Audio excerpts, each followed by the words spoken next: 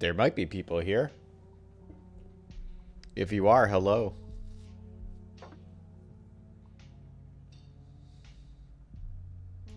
And if not,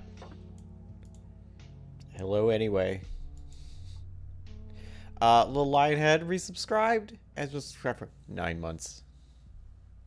That's a lot of time, and I really appreciate it. Thank you. That's freaking great. Very, very nice of you to do so. To both spend money and time here. I appreciate it. Thanks. And you say hi. You know, I think this was the art on the first time I watched your Twitch. LOL. Freaking this skeleton pool party right here. That's good. I love skeleton pool party. Well, cool. I guess I picked the right art for today. That's really neat. Hey, Penta. Howdy to you, too. How are you doing? So thank you. Here's some pulpy orange juice. Cheers for you.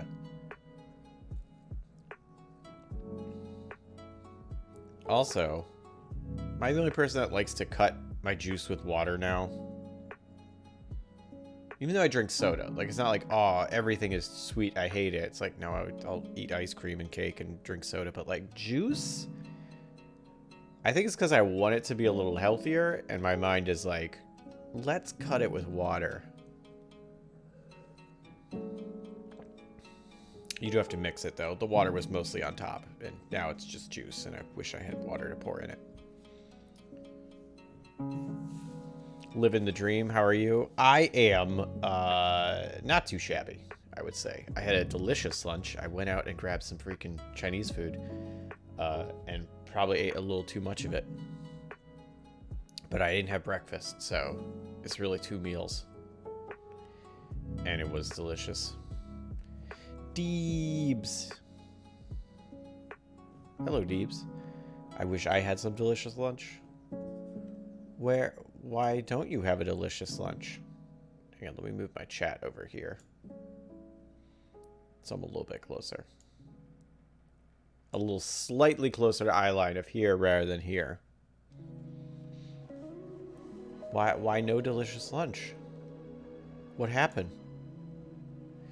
Also, someone named That Southern Guy followed, thanks.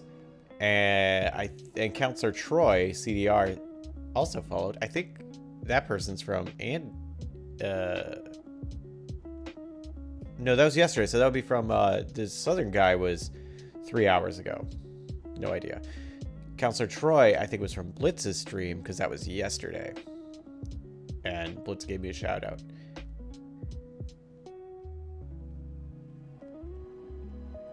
Also, like 3 people followed me after Vampy's shout out too. Alucard, is Mazero Art and Dr. Dev. So thanks to them too. Appreciate it. I never had any sort of lunch prepared. If I eat lunch, it's usually an impromptu decision. You should probably have more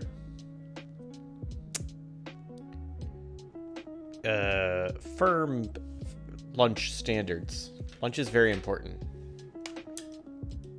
This is coming from someone who is learning from personal failings.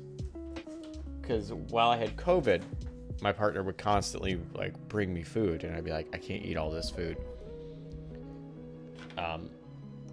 But it was very helpful because it was there, but also it made me realize like, oh, if I eat a little more structured, I do feel a little better.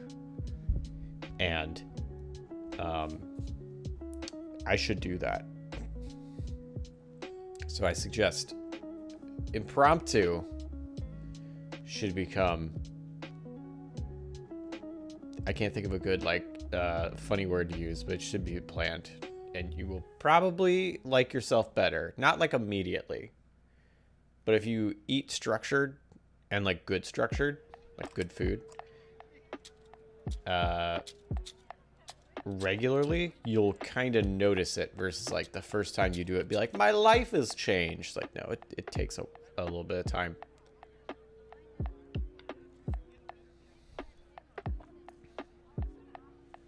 I have some nice leftovers. Ooh, yes, leftovers.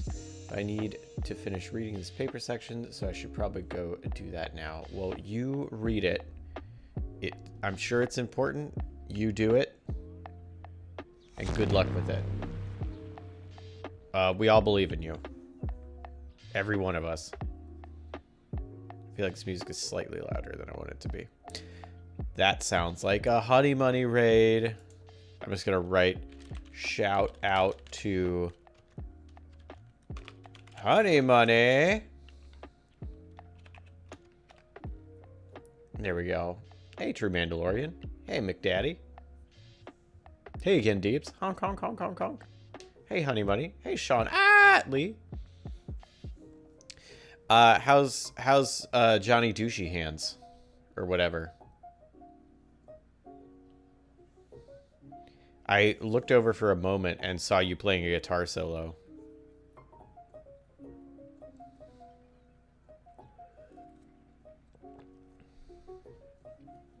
And that you were like, it feels weird that I have to keep pressing a button. He's growing on me a bit, but he's still an ass. So like a fungus. Like a tumor. One might say. Yeah, like a tumor. Like a tumor that talks to you. Has a bit of personality to it. Tumor. It. I don't know.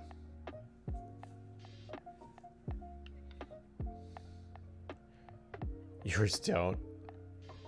No, the only tumor I'm aware of that I had didn't have a personality. I may have other tumors. I did have a tumor. And thankfully, this sounds weird. Thankfully, I had appendicitis. And when I went to the hospital and had surgery for that, they were like, hey, BT Dubs, there was a tumor. We removed it. I was like, thanks. Oh, you're missing out? I bet I am. Johnny is too Murph for me to handle. Oh yeah, me too. I'm glad.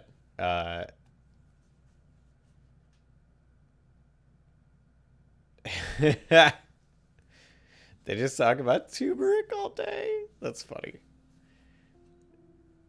But yeah, I mean, I'm fine from that. Who knows what other things are happening inside this body of mine. But that particular thing, when my appendix threatened to explode on me, it also took something else with it. So that was cool. And that was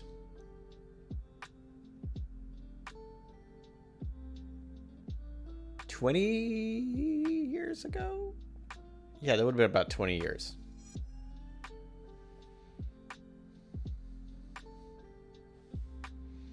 Or talk about Tunic. They're big gamers. Yeah. They can't go and get access to a controller.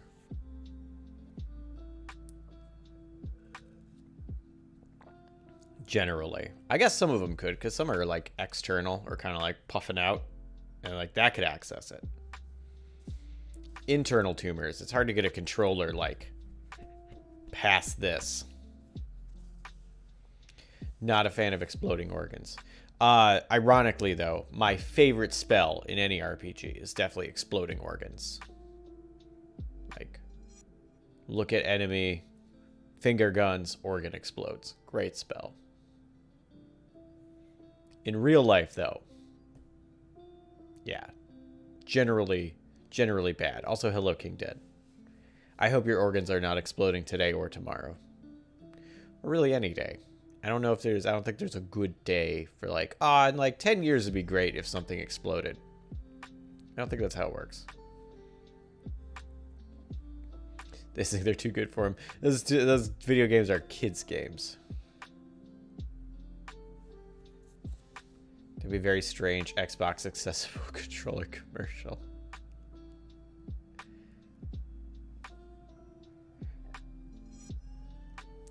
Not currently, but just got back from dental work. Oh, well, good on you for getting some dental work. My appointment's coming up this month. Ugh. I don't know if you can tell. I have a new tooth trying to compete for being the most front tooth. And that's not good, especially since that's one of the two front teeth was not its original position. So like that's extra annoying.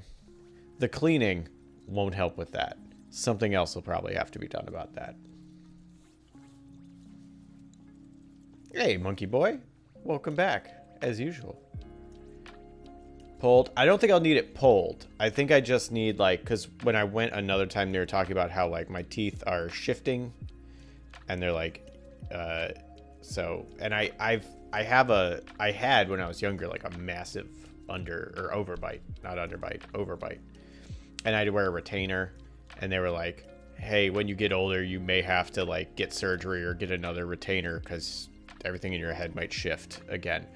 And that's probably been happening for a while. So I think what I need is probably some sort of like braces or Invisalign thing to start pushing things back to where they need to go. But I'm not a dentist. I don't know.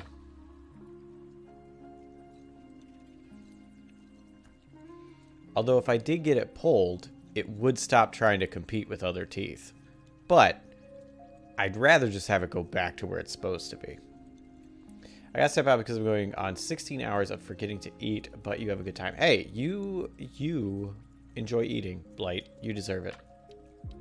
I understand that I had braces and other work 20 years ago. In high school, recently my dentist told me my teeth are starting to shift back into place. Yeah.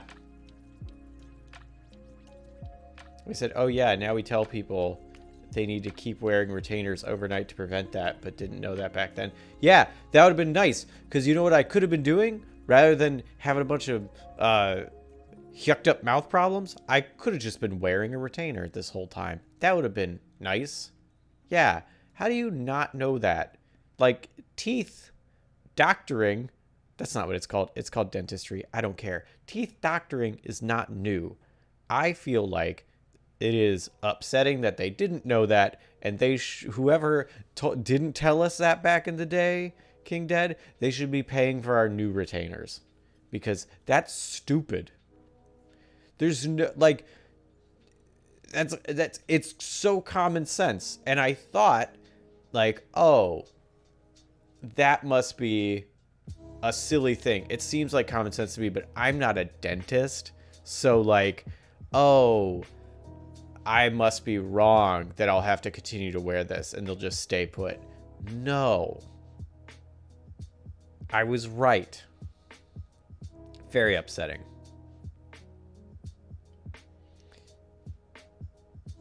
I've had several teeth pulled because of them pushing my other teeth forward, but it's only been my wisdom teeth. Oh, I did have my wisdom teeth removed. So that's not the teeth causing the problems. Those are gone. It sucked. Did not enjoy that.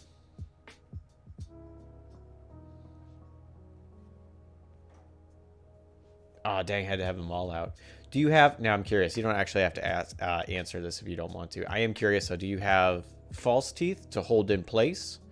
Or do you have just nothing there?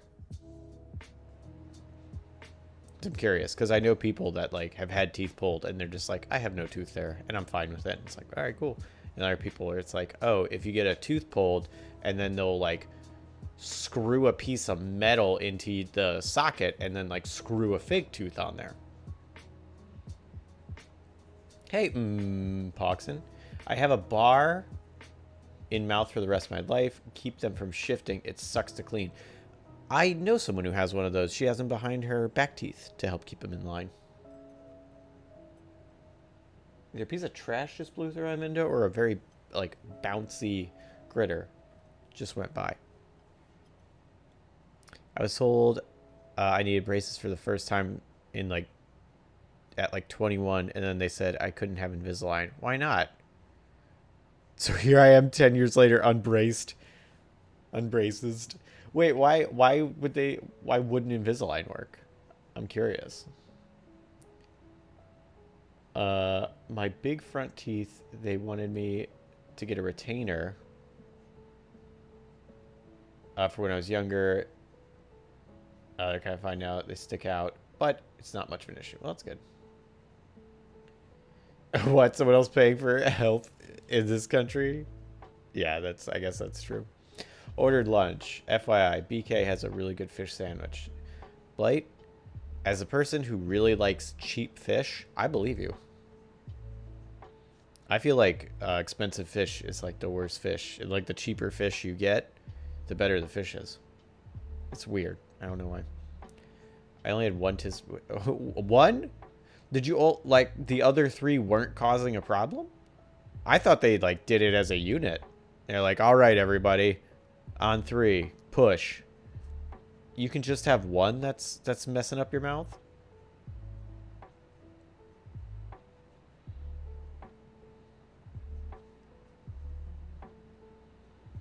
There's just nothing there. Valid.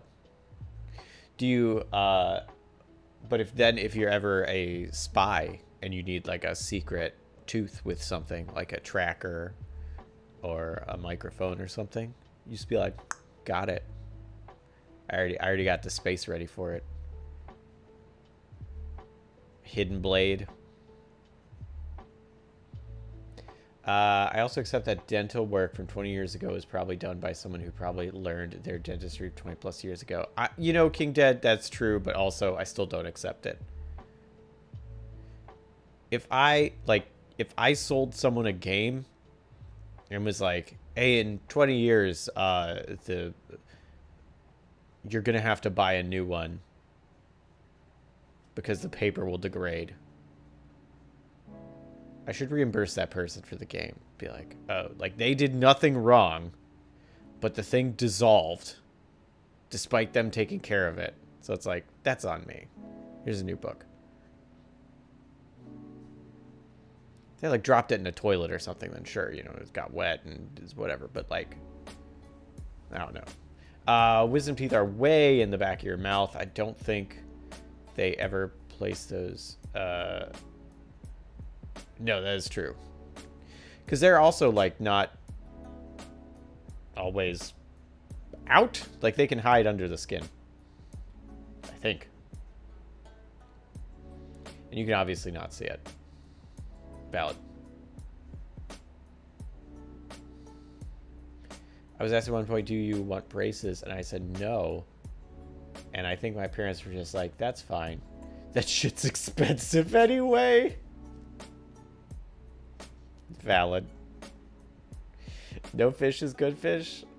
Poxon, I agree in a lot of ways. Like, again, like the like salmon, I can't stand it. The smell of salmon is disgusting to me. And a lot of fish just isn't appealing. But like that really cheap white fish It's very mild, and it's mostly about how you season it. So kind of like chicken. Like by itself, no, it's not good, but like you fry it, you season it, you do all these different things to it, and then it's really good. And it can like stay really moist. Ugh. So like tilapia, I think, is one of the like cheapest fish. It's one of the best. I have no idea why I couldn't. Also, tuna's good. Couldn't get Invisalign. They just said I wasn't a candidate and I didn't press it at the time. That's silly. I wanted braces when I was a little kid because my cool older cousin had them though. Rap Beach, exact same. All my friends that were older than me. I had several friends that were all like 3 years older than me and they all had braces. So I was really excited when I went to the dentist. They were like, you might have to get braces. And I was like, oh yeah, this will be great. And then we got braces. I got braces and they were like, yeah, so braces, they're not going to be enough. Your jaw is fucked. So you're going to have to wear a retainer for a while. And then I was no longer excited to wear braces like all my older friends. Teeth, the things that you should understand by now. Right? They're as old. Like we have had teeth our entire existence as a species. We should understand them. And it's not even like other things we've had the whole time, like a heart or a brain, where it's like, well, if you study those too hard, you kill the person who's got to be like, let me look at your heart. Oh, you stopped working. Oh, this must be important. Oh, I can't look at it. If I open your chest and look at your heart, oh no, you also eventually stop working. Like, no, you could just look at teeth. They're here. You can look at them. You can like photograph them daily to keep track of them. Like it's like willful ignorance that we don't know as much as we do. It's upsetting. I would have to cut my gums open since they've healed, but yeah. Oh, okay.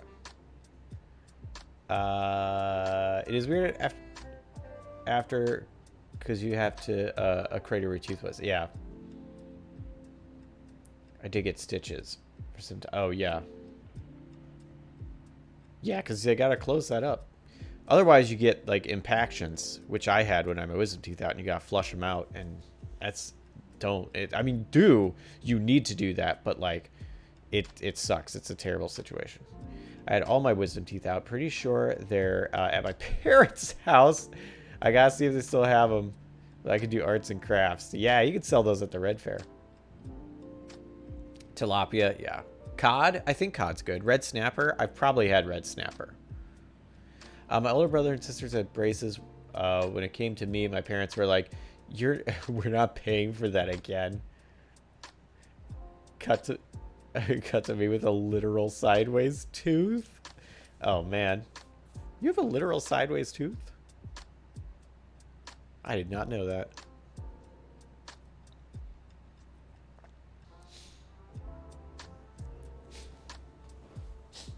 One was just an open crater after that? Yeah.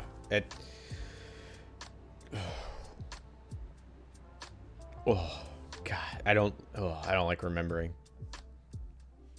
Give your NPCs teeth problems. Makes them relatable. That's the lesson we got from today. Well, from so far. Now we're going to talk about NPCs. So I wrote this.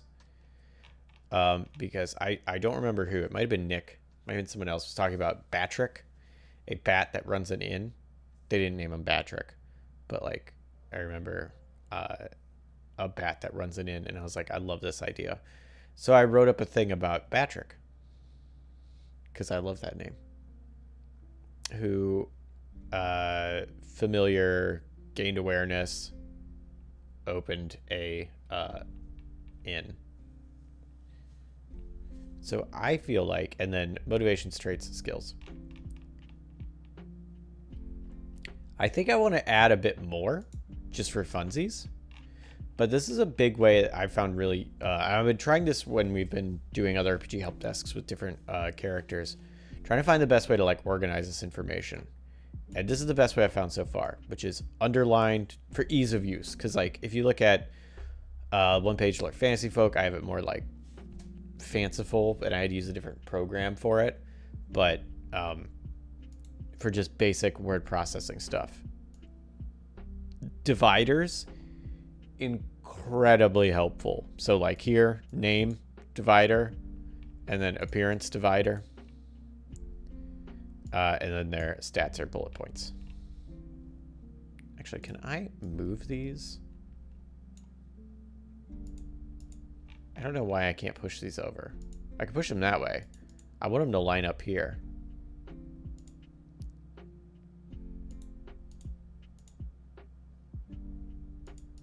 No, that did not help. That made it worse. Let's undo that. Oh, no! All right, close. Oh, shh. You didn't see anything.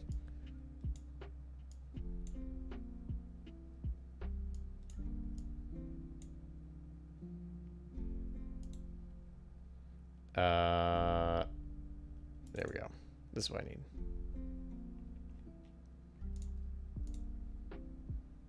I do bottom row right side. Oh, now I have to look.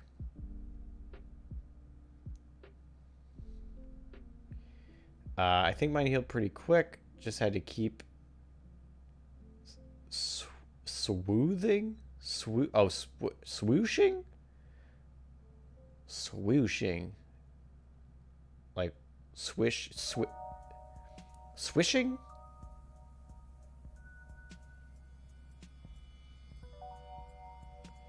Is it called swooshing? I don't know. Yeah, it's swishing. Like you swish mouthwash. Hey, Splinter Fiction. Welcome. Possum. Oh, like you just give me a possum and I make a character? Okay, I already made one animal character. So here's what I'm thinking. This did you expect to start my day with Bayonetta Kirby? Oh, you should. Bayonetta Kirby.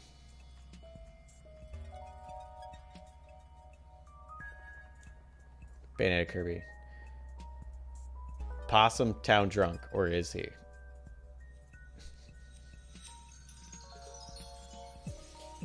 Also, just looking at food and move between rooms, so I have no idea what I wasn't supposed to have seen. Good. Good, Discordia. We're going to leave it that way. It's a mystery. The swish liquid. Rapeach, I think you just spelled the name of a elder god.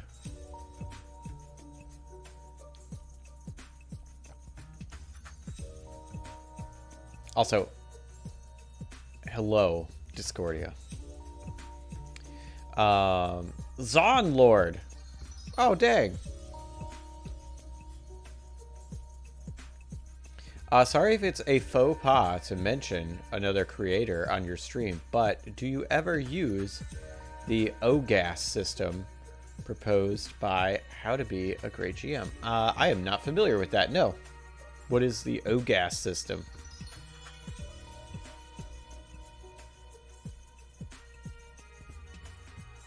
She meant milkshakes. It was a typo.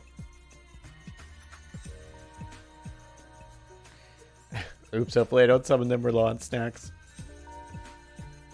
Hopefully. There's just a real it's absolute side tangent. That meme, that's just text conversation. It's not really a meme, but whatever. Where it's like talking about like summoning eldritch horrors and things like that, where it's like, oh, if you think about it in the terms of ants trying to summon you, everything makes sense. Like if you see some ants, like you're just gonna squash them.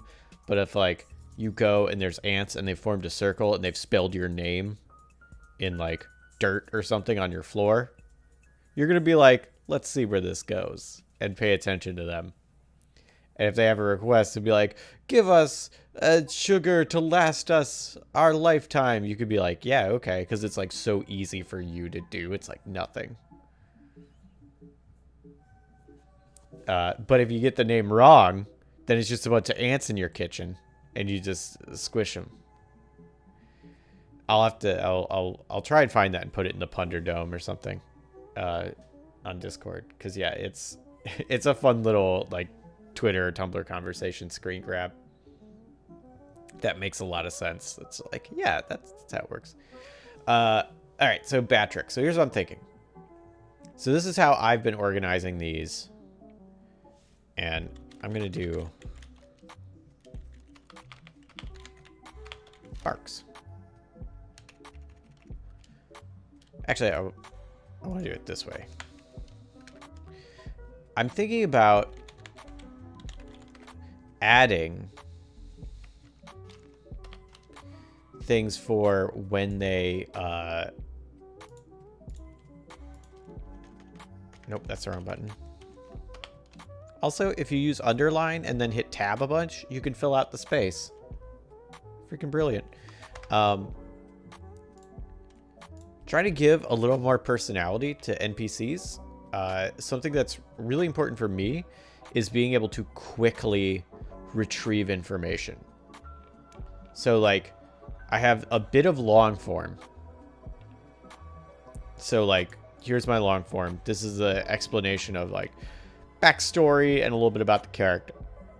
And then appearance for Batrick is super easy. It's only one sentence. Because like, Batrick is very... Appearance.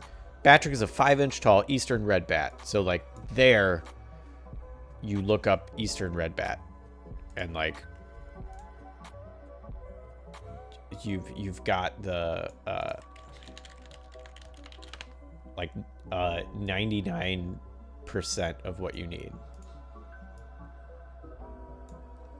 Like, look at these little guys. Look at that little face. Look at that. It's not the same as like, is a human. And it's like, well, that can vary a lot. But it's like, this is, you know, look at this little guy. Look at that. Look at this one. This one's got a really long face. I don't know why. There we go. Look at that. Ah, this guy doesn't need to go to the dentist. He also has no front teeth. Aw, friend. Yes, very much friend. So, like, if you want to know more, you can go to Wikipedia. Like, this is a very easy one, so it's only got that. So, Batrick is a 5-inch tall eastern red bat, which is actually slightly on the big side. His dense red fur covers his torso and head. The puffy fur, let's say the puffy, I don't know if puffy is the right word to like, but it's like, it's fairly thick and like fluffy. Maybe fluffy. The fluffy fur stops at his face, showing his solid black eyes. Oh, fluffy. And snout. His large ears, I'm going to say his large ears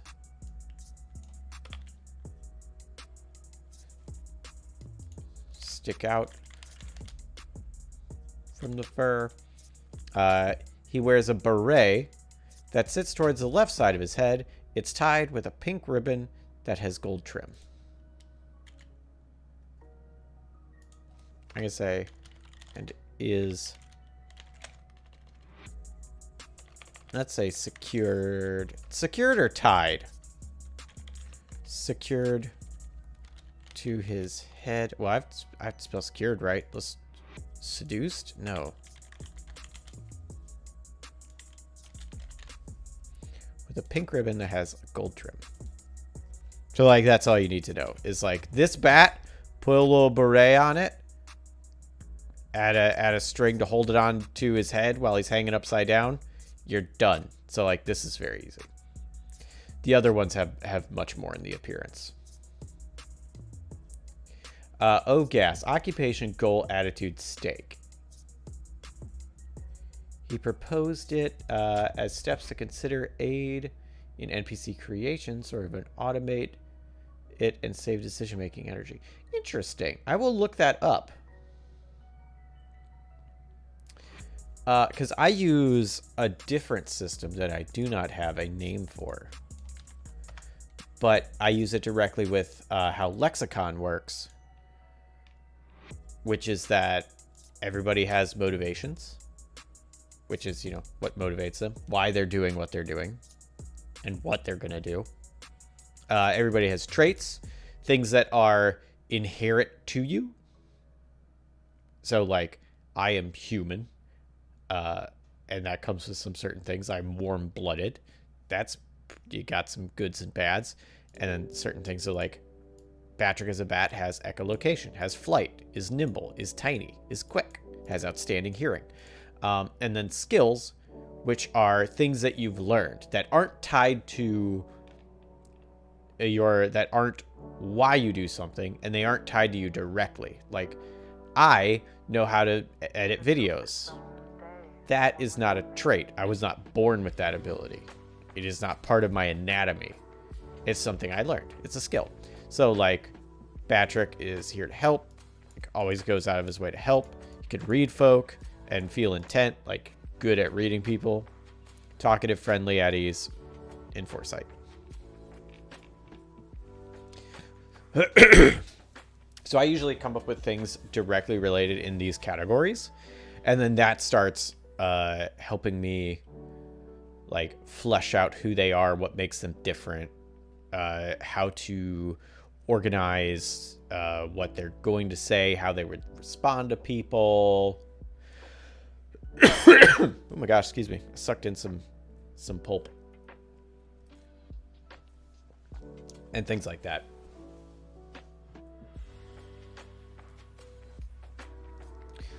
All right, let me check. Little jelly donut buddy.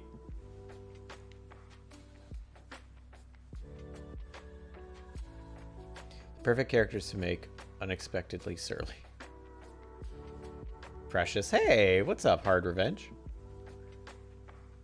OGAS helps with characters playing out of characters in session.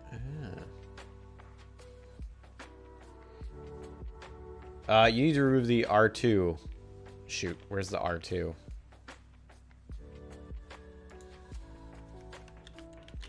R2. Oh, his large ears. Thank you. That's me doing things too quickly and too inefficiently. Reminds me of city building methods: social, political, economic, religion, military. Oh. Interesting. Not sure if YouTube will let me spell out the acronym. Sperm? King Dead, that's funny.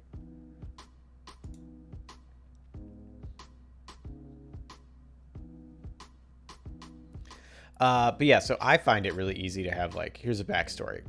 Which, with me writing it, is more about me making these things concrete. So like Patrick, so like once he was just an Eastern red bat who was the familiar of a wizard. Unfortunately, the wizard was quite a jerk and gave his familiar sapience so it could answer a question as an impartial judge to determine who was right in an argument. Unhappy with the answer, the wizard left him in the woods, and the bat woke up to everyone gone and nowhere to go. So the idea is bat gained sentience from Dickhead Wizard. Dickhead Wizard leaves him in the woods. Bat doesn't know where to go. Bat flies around, roosts in a barn, and like goes around flying around trying to figure out, like, hey, what's self-aware? What is existence? What's mortality? Like all these things that like we have that supposedly, I'm assuming, bats don't, and has no one to answer these questions. Eventually roosts in a barn, and father and son, there's a father teaching the son how to take care of the farm. And so Patrick roosts in the rafters of the barn, and like every morning is woken up, because bats are nocturnal, to this father and son talking, and like and then Patrick eventually learns like with the father teaching the son, Patrick listens in and like eventually learns kind of what it means to be a person. And so Patrick eventually leaves, goes to Sotor Gorum, which is one of the places that I've been working on for One Page Lore, and wants to do, and has the dream of wanting to do what they did for him, which was create a place that shelters and feeds people, because he had shelter and food in that barn. So he opens an inn. And unfortunately, Patrick does not understand business, does not understand currency. So he kind of like constantly waives like fees for people that come in, and like gives his staff too much money, and like doesn't charge the right amounts, and people can like take him for a ride and stuff financially. And he's like, okay, yeah, I guess that's the correct amount. So like the problem being Patrick is really bad at running a business, and no one's come to collect on the debt yet because he got a grant or a loan to open this business. But like little plot thread, he's in debt and he's bad at business. And also is 5 inches tall, so he definitely relies on his staff to like do all the work. Like he's just like the social person, always talking to people and stuff, and organizing stuff. But like Patrick can't bring you a drink. It's freaking pint is bigger than him. That's how Meowth learned to talk in the anime? Really? Meowth hung out in a barn?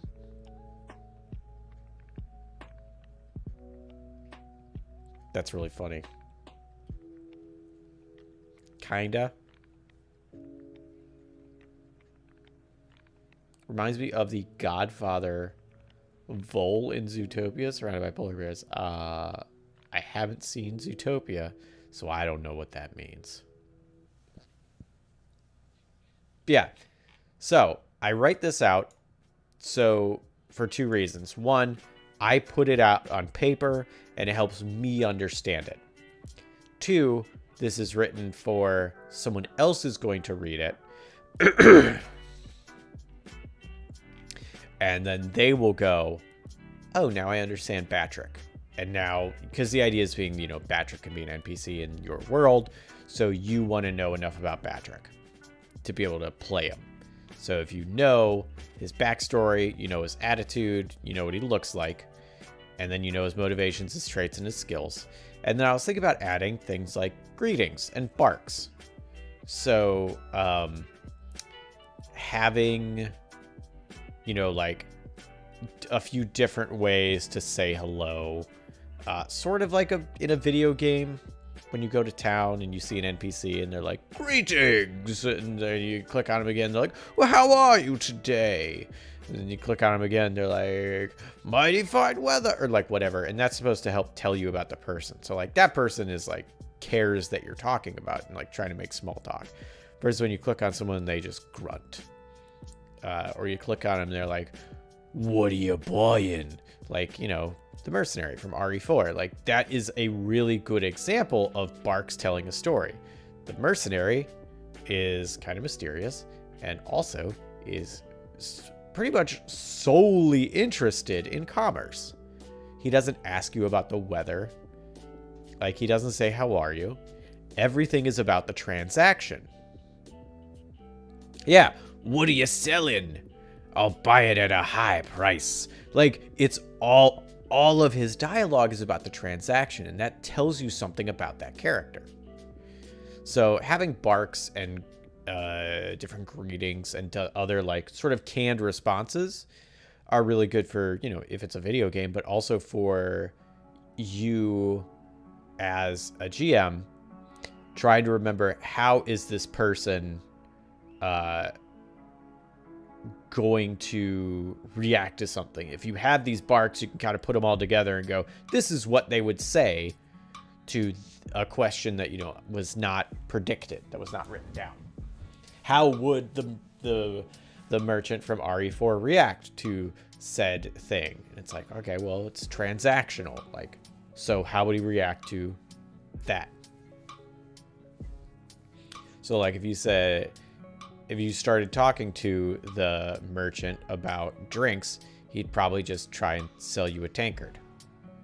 Like you're like, oh, I had this drink, it was awful. It's like, well, you could buy this fancy goblet to drink out your drinks out of. That should make them better. Like that would be it. He's not gonna like talk to you about the economics of bartending or something. So I feel like all that information is very helpful and very useful. Do you ever write it down physically? Yes, I have. In my game, when I'm running a game, a lot of times I'll just have a notebook for the game, and I will have a bunch of stuff written in different sections. I'll end up, hang on. I will end up, if this is a sheet of paper, like that's like an 18, you know, it's a notebook, 18 by whatever. And what I'll do is, if I'm doing this, if I'm doing it like this, I like it very organized, especially in this scenario where I am expecting someone else to read this. And so my chicken scratch handwriting, my, you know, weird placement of things, isn't going to make sense to everybody. It might not even make sense to me later. That's happened where I go back and look at notes and I'm like, what? And at the time I remembered, yeah, this makes sense in context to something else. But then I lose that context and it's just weird. So in this, I like to keep it very organized, very straightforward, very like sectioned off, where I can go appearance, bam, backstory, bam, motivations, bam. Like I can barks, bam. Like I can clearly get to it. Who wrote this garbage? Oh yeah, exactly. For me, when I do a physical, but I'm running a game, I'll have usually a physical notebook, and then I will do sections. So I will straight up like have information about an encounter here.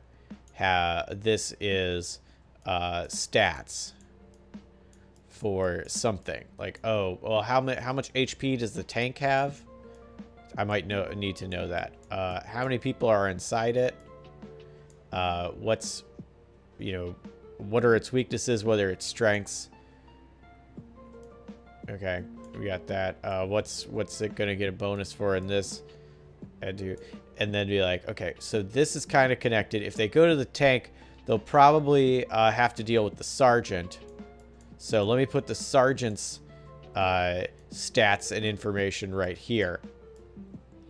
But that's only if they deal with the tank. So let's do a little connector. Now, if they do this over here, I need this other information because they might actually go, you know, to the barracks. And so here's the information I need about the barracks. And then here's the connection. Who in the barracks cares about the sergeant? So now, like, these are connected, and then I'm good. So like this is what my notes will look like physically, because I see this as I need information in segmented pieces, and I need it to be a little fluid, and I need it to like not have everything stacked together. So like the sergeant and the tank are directly related, but when I need information for the sergeant, I need to quickly go and look for that. If this was all one piece, I'd be scanning this whole section trying to find my information on the sergeant, and it might be in the middle. So I like to section things off clearly in different things. And then initiative starts, and then I just write it out down here and put everybody's things. And then people change orders, and then I start drawing arrows. And by the end of it, it's a hot mess. So, but it's supposed to be a hot mess. Like, this is not my permanent note-taking. This is permanent note-taking. This is reactive note-taking. But this is super helpful in a live game. And even when I have something like this, I will still have something personal that's closer to this. And it'll probably be even smaller and more segmented because I have the main sheet to go back to. So I could just be like, this section's about Batrick. Batrick has this quest. Batrick has these jokes prepared because I know someone's going to say something about him being a bat, and I'm going to have this response in the can. And then everybody will laugh and think I'm very funny. Because as a performer, I crave attention and admiration. Not admiration. What is it? Oh my gosh, I'm blanking on the word. When you need people to like validation. I need validation. That's what I need. I need someone to be like, that was funny. Be like, awesome. So yeah, so like that would be a much smaller section because when I go, oh, they're gonna fight Batrick? Okay, well I don't have his fight stuff, but I have information on Batrick. So I'll go here. All right, I didn't need to write all this down, but how's he gonna fight? Okay, well, he's nimble, he can fly. I'll have him, you know, have a little like shaker of hot sauce and is flying around, is hard to hit, and is flinging it in their eyes. While his staff is doing the actual like beating him up. He can screech. He can screech. Be like, ah! So yeah. Like, so it would be, you know, basically there's always, in something like that, there's a nice little asterisk of like, need more information? See main sheet. Same with like, if this was about, if I had a section here about Sotor Golm, I need to either come up with a better name or actually remember this name. Sotor Golm. Sotor Golm. Sotor Golm. I don't know how to pronounce it either. So I would have like some information on this, but then, you know, oh, do I need to know more? Right. Well, I have a whole thing I already wrote out about it in a format of the one-page lore that we've done. So, you know, refer to that when they get to the city and they ask me a question I don't have the answer to, or I need to check something. So physically, this is what I have with me. And then by the end of a session, it'll be even more of a hot mess because now the tank stats, I had the HP ticking down and I had to write that somewhere. And then someone stole the tank and now I gotta be like, okay, here's the stats of the tank for you to use, players, whatever. And I have to make up some stuff, but I have to write it down to remember. So like, yeah, it becomes real wild thing, which is, and now you could probably see why after the session, looking back on my notes, there is a very short lifespan of it making sense. But for the moment, it's extremely helpful, and that's what I need. This isn't my permanent note-taking. This is. So this being a hot mess is perfectly fine. I don't know if that answered your question, but I said a lot of things, so I hope it does. If not, you can answer that. You can let me know. Or if you have a follow-up question.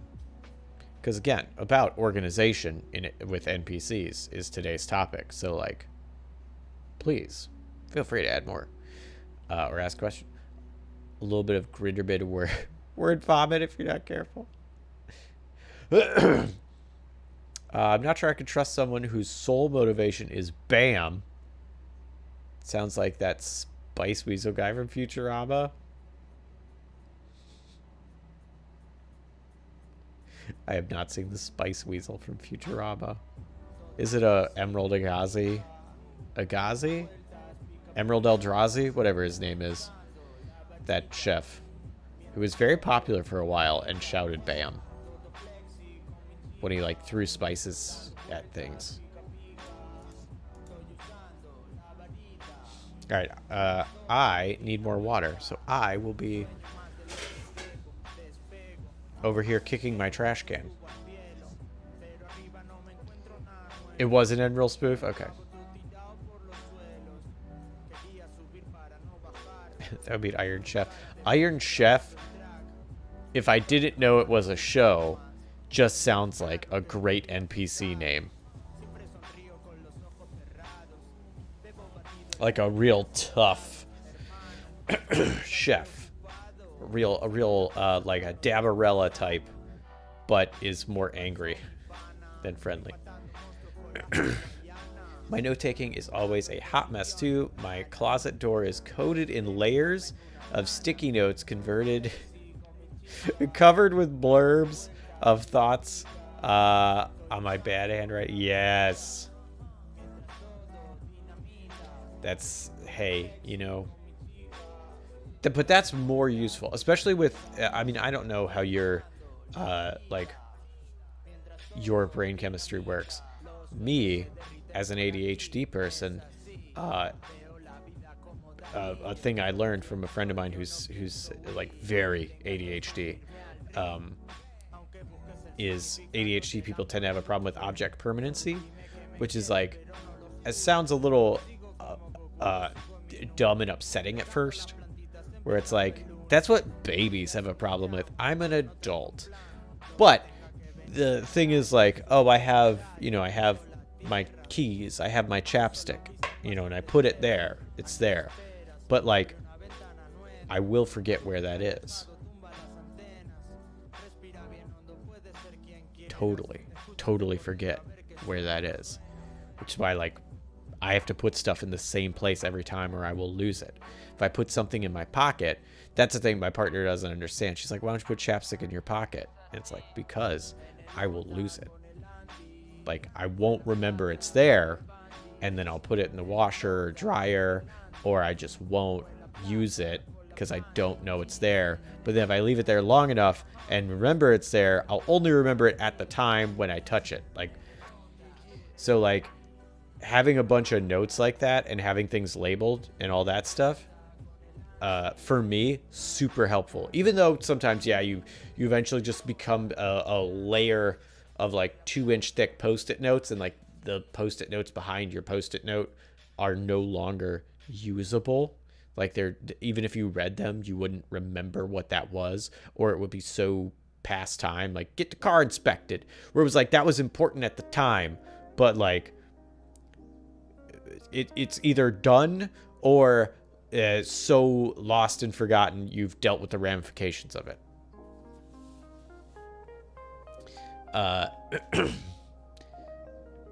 But it was helpful at the time. Probably, hopefully. I have a piece of cuticle that is like peeling off and I hate it. I'm an open world GM. I can improv easily, but I have to be very careful to write down what I settle on in the moment, or else the next time it comes up, I'll contradict myself. Yeah, that's another thing with like taking notes like this. I'll usually have a section of like big remember, like remind,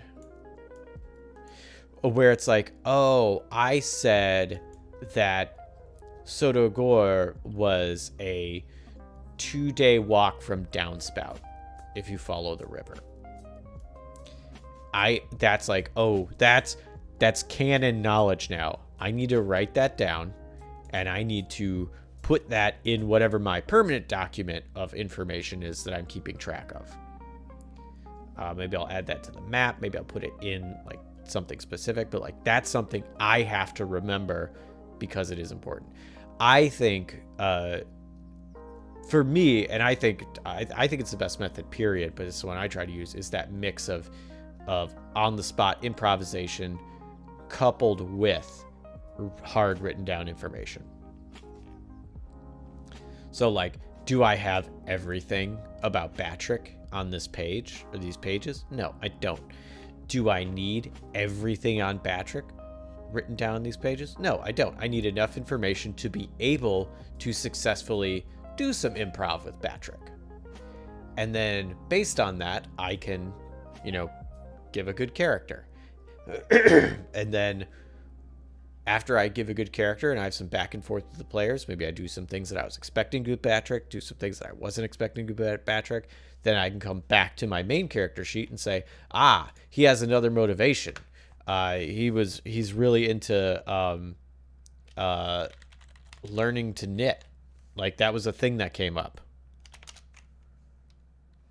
So now I'm gonna add learn to knit because I needed an in for Patrick to talk to one of the PCs, and one of the PCs was knitting and was doing a good job, and so Patrick asked about it because Patrick was interested. Boom, I just made a new thing.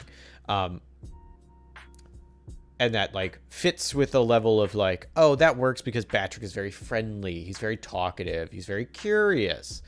So, like, yeah, totally fits. So, like, you gotta put them together.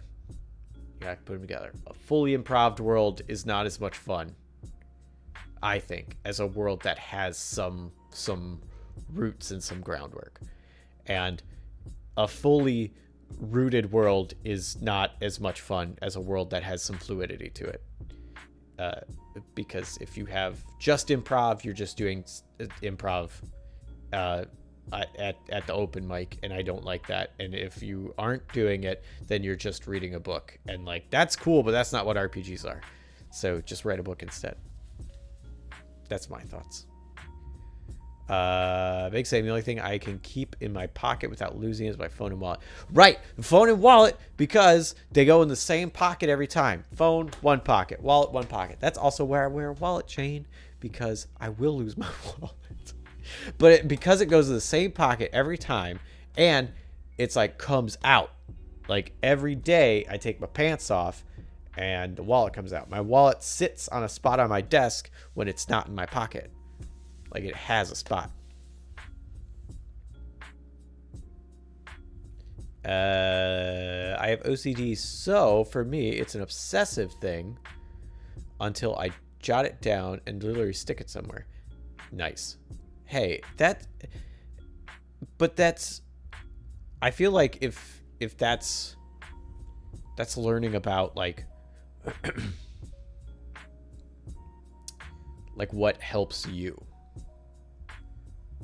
Like, I have learned that walls of text aren't good for me, but segmented pieces of text are. Segmented sections.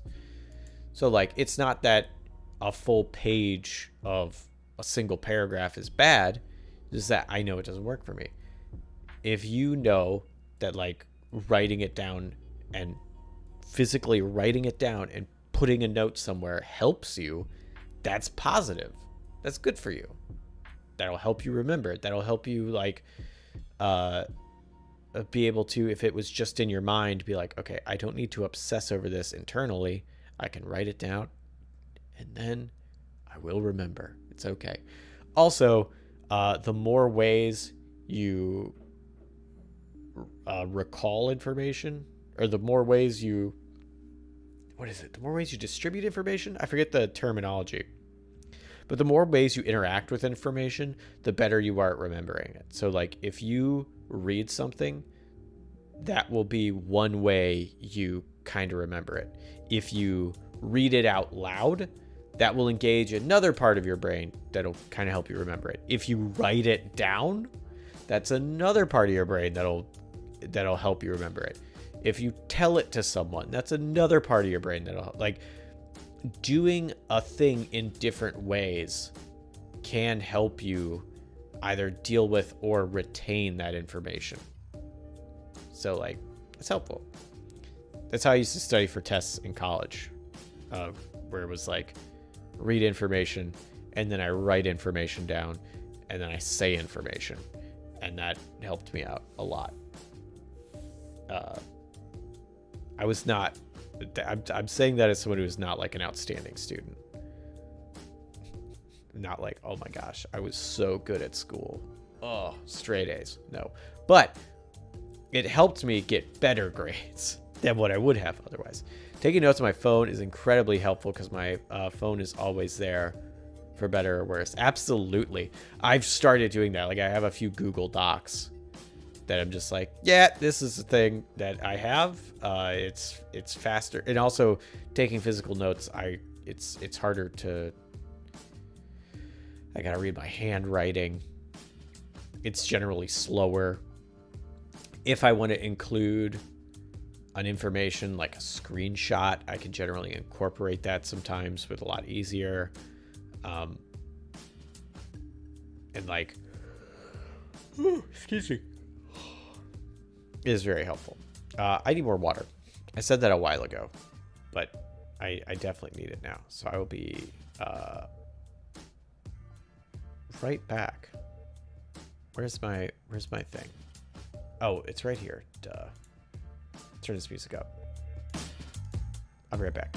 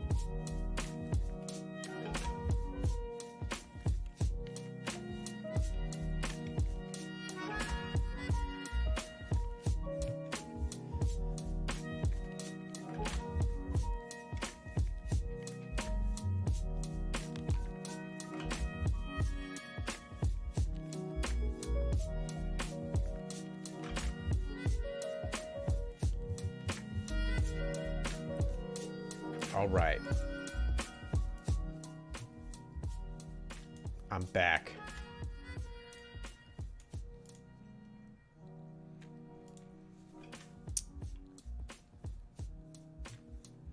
Blight says I tend to forget what notes I was going to write down. In the process of writing them down, I have to let those memories go. And if they love me, they'll return. That's really funny. But usually if it's something really important, I will remember it later or something will trigger my memory. Yeah.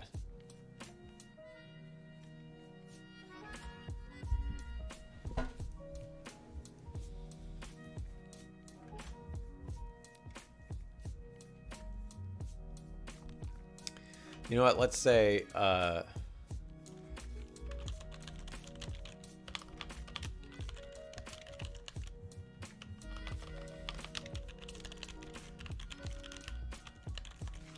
Rather than learning it, let's say curious to learn about the hobbies of others. Let's do that. I feel like that's a good bad trait. It's a good way to get to know people. You ask about their hobbies and like really dig into them. I think I've mentioned it before, but like asking, I really find it fascinating to ask people about their work and like really try and like get to know more about their work. Like people are like, what do you do? It's like, I'm a data engineer. It's like, cool. And then people stop talking right there. But it's like, cool. What does that mean? Like specifically, like what is a thing you recently had to do? Like, I like knowing those things. I also am not good at talking to people. So if I can put the brunt of a conversation on the other person, that makes it a lot easier for me to talk to them, because now I just gotta be an active listener, and like I can try and ask more specific things and like find stuff out versus trying to hold run the conversation.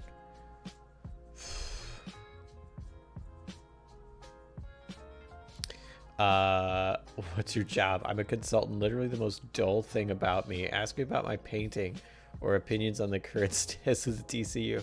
But wait, what? Like, I'm curious, Mandalorian. Like, what it like? A consultant for what? Like, what do you consult with? What does that actually look like? I actually am curious. I'm also curious about your paintings. But like, I know what a consultant is in terms of a sitcom character, but like, what does that mean in reality?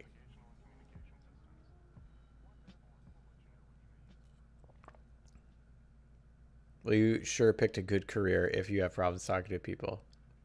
Yep, I did. I'm dyslexic and want to be a writer. So, you know, picking the wrong career path is just kind of a constant thing for me. Like whatever God rolled my stats as, I do not have matching interests for them.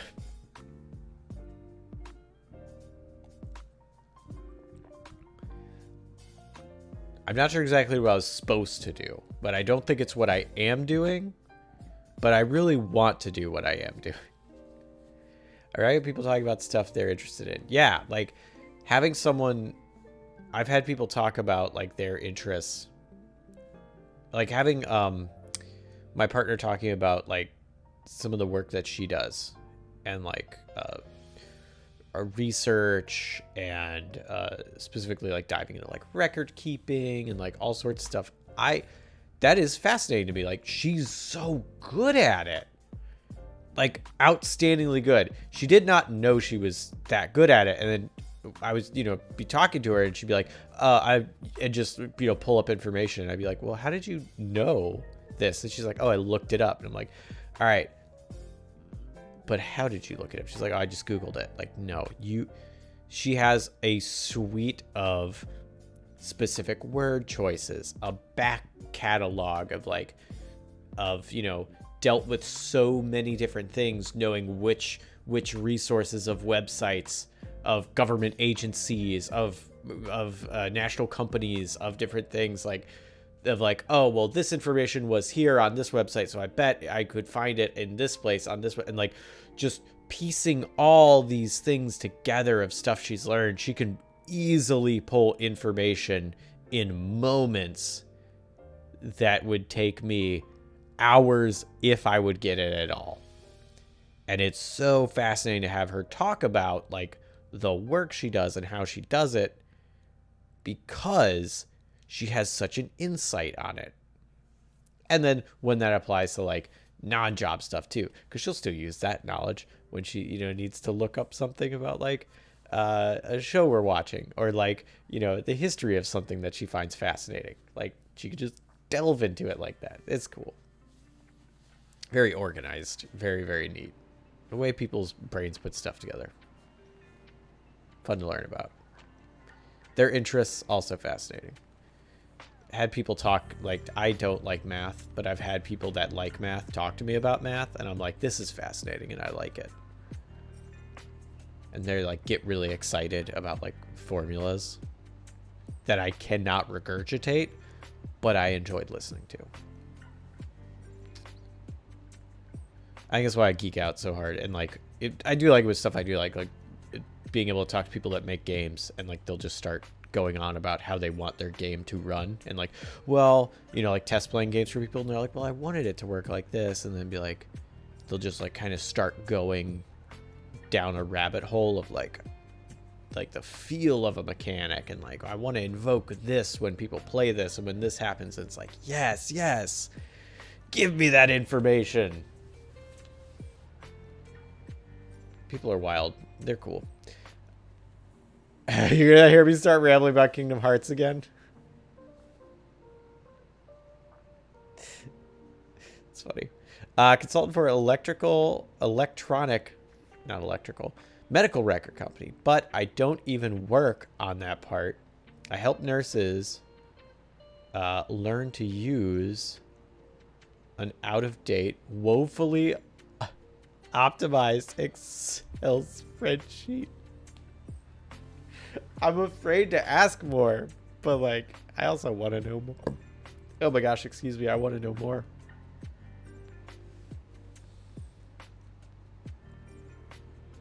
So like, what do you? So you help them teach them how to use a specific Excel spreadsheet and the formulas therein that will help them.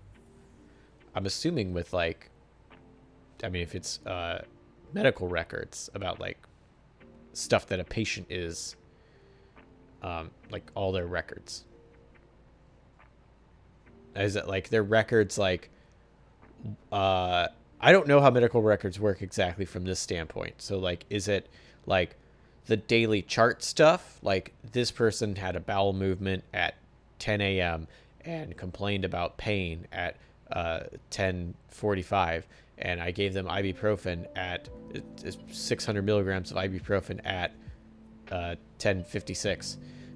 Like that sort of stuff, or like the daily stuff, or the broader like my medical record says had appendix removed, had pneumonia this day, had like, and just like the bold like, boom, this big thing happened, boom, and then like just to read. I am curious, like how granular is it? Lord Zahn says, I'm a gamer. Okay, which games do you play? What genres do you like, and why?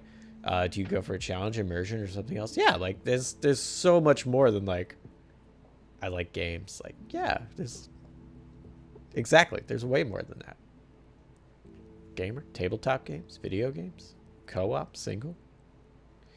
No one wants to hear me talk about software practices. They get bored pretty fast. Poxon, I want to hear you talk about software practices. Or I want to ask questions about software practices. If I get bored, I will butt in with another question.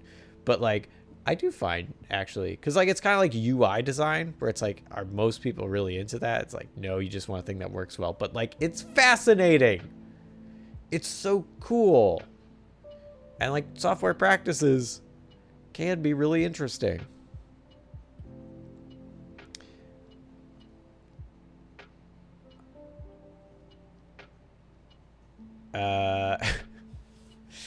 Oh, good. We get True Mandalorian's opinion about the DCU.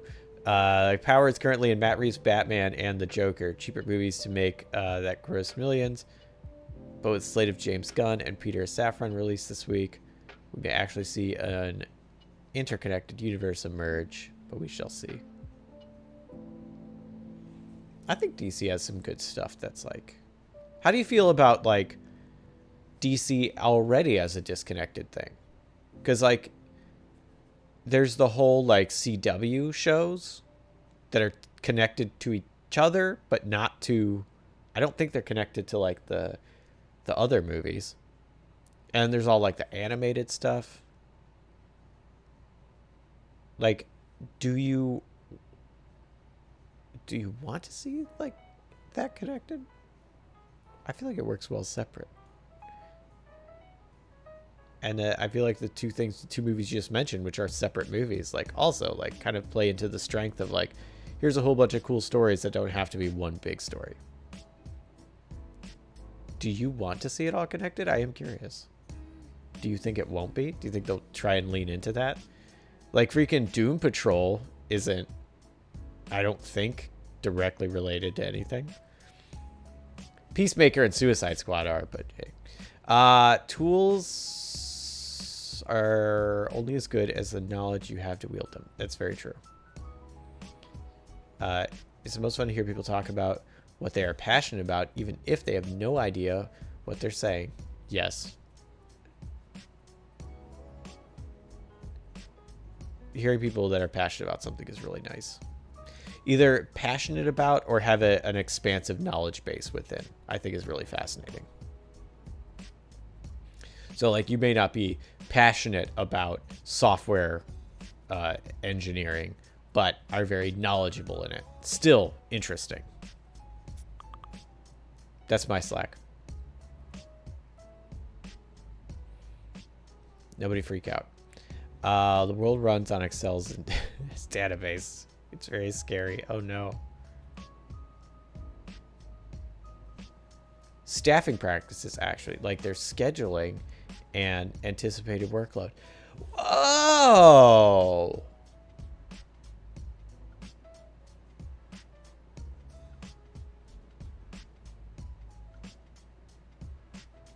I legitimately want to know more. Because I'm curious how that works in an Excel spreadsheet.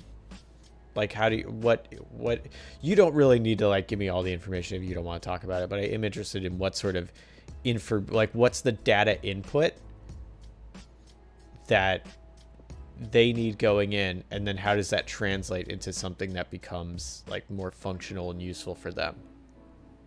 I am actually legitimately interested in how that works. I'm also ass in a bad way at scheduling. It's one of, like, when I was a manager at a few places, it was one of the things that I hated the most was like scheduling. Part of it was dyslexia, trying to remember whose hours start and stop when, but well, it's not dyslexia because it's numbers, but the other one, because I couldn't keep when people started and stopped straight.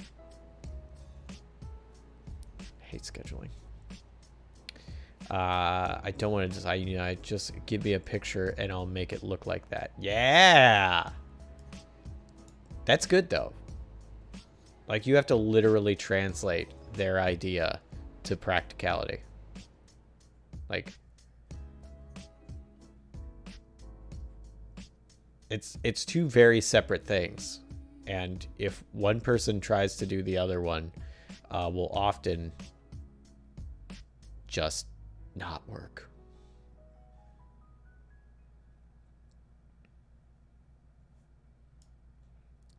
With stuff like Peacemaker 2 Patrol. Yeah.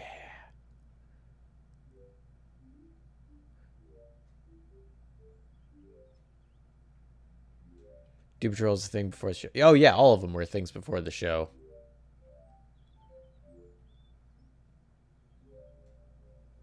I gotta watch Doom Patrol. One of my favorite things about Peacemaker is that it is connected, but the connection is tangential. It doesn't really matter for the story it's telling, and it's not just a way to try and get you to watch the RDC stuff. Exactly. I also like that, where it is self-contained without, like, it is self-contained as just, this is good. If you know the other stuff, then pieces of it will hit a little differently, but it is built specifically to be its own thing. I love that. Kind of like I love, like Legends of Tomorrow. I think that was a really good show for a while. I stopped watching it, but like, it's connected to all the other CW shows, but I don't like those shows. So like, I don't care. Like, they have a crossover episode, like, oh, okay, this guy pops up for an episode, that's fine. But like, that doesn't matter. What matters is these people having a good old time traveling through time. DC seem disconnected, focusing on the idea of their multiverse is its strongest asset and has been for a while. They're still going to do things like that, which is good. So we can have more mature takes or one-offs, which is what comics do all the time. It's very true. I have one big storyline with connected comics, then one-offs around passion projects and different takes. Yeah, I agree. You'll love what James Gunn's new vision is then. They talk about that a couple of times in the announcements. They want to keep that up. Oh, cool. Yeah, I feel like they should be trying to make their own trend and like do their own thing, what they're good at and what they've shown they're good at. Well, I mean, not everything they've made is good, but then trying to like copy Marvel's formula, especially now when it's like Marvel has been doing that for what, like a decade and a half, 2 decades, and like it's real old to me. Like, I don't want to see other people keep doing that. I don't even want to see the Marvel stuff that's doing it. Macros, VLOOKUPs, and charts, I would bet. Okay. What's a VLOOKUP?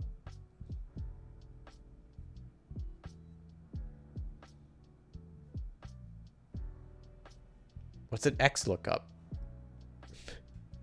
I'm not good at Excel. So we take the information that is sorted in the electronics medical records, send them through some trademarked algorithms. You could trademark an algorithm? Okay. I didn't know that.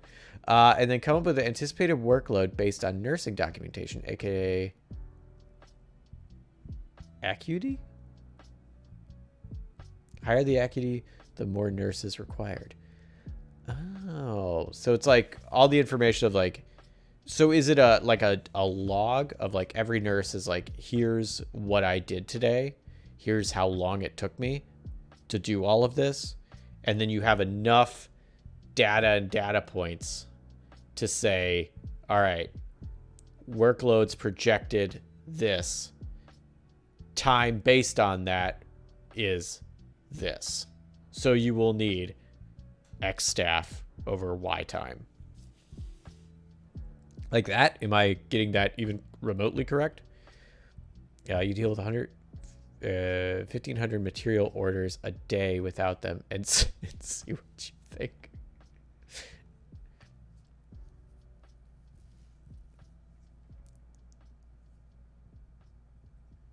Oh, I know powerfully I've spent too many hours translating them from Excel to other code and it hurts. Ouch.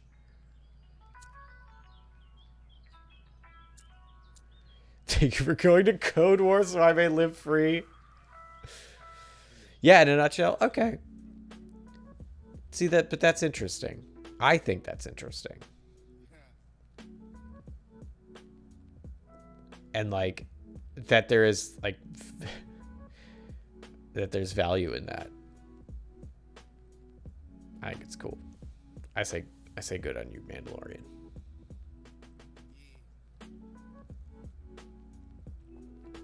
But yeah, so VLOOKUPs, put those in your character designs, or XLOOKUPs. Wait, what's an XLOOKUP and a VLOOKUP? I didn't get an answer for that. Oh wait, VLOOKUP and HLOOKUP are vertical. Oh, and horizontal. Okay, but XLOOKUP is everywhere. So like, if you have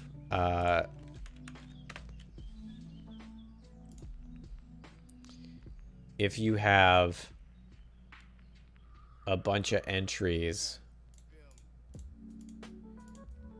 so VLOOKUP is like, oh, I have this and I have all these, and it'll only check this line.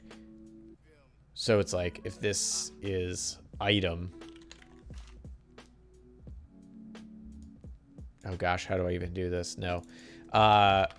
So if each of these is a different item, and then this is all information based on that item, it's like, I need to find the price I paid for this, and that will be somewhere in the H.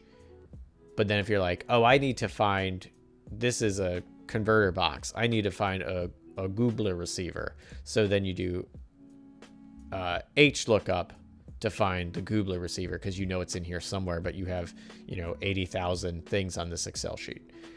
And then XLOOKUP would be anywhere you put Goobler receiver, boom, it's there. If I got this right. Come back, OBS.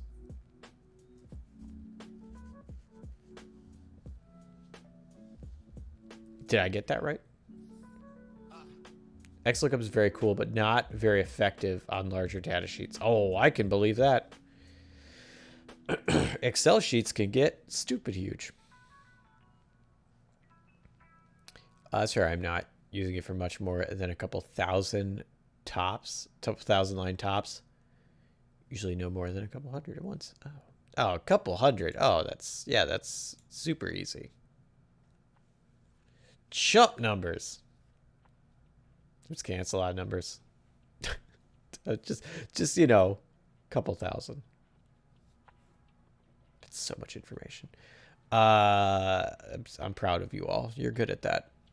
Jesse's short version is lookup programs allow you to pull specific data from one sheet to another with a single binding relate. Oh, right. So like if you had, I already closed it. If you open sheet 2, actually that was the thing that my partner was talking about that she was having to do, was that exact thing where it was like had to pull specific bits of data from another sheet and had to use a lookup. So in every instance of this thing, it would pull from that and then place it on the new sheet. And it was probably a sheet with like hundreds or thousands of lines too. If you can understand basic aspect of table lookups and databases, you can understand almost 80% of how systems work. Well, I guess I should learn that better. And then I can understand 80% of more systems. It's great for when your business sticks important data in multiple different places. Aha! That sounds right. Well, if you put it down, that's how you know it's important, is that you put it down multiple times in multiple places. So that way it's easier to find. That was a joke. It's great when those lookups are just data, but then they also trigger macros.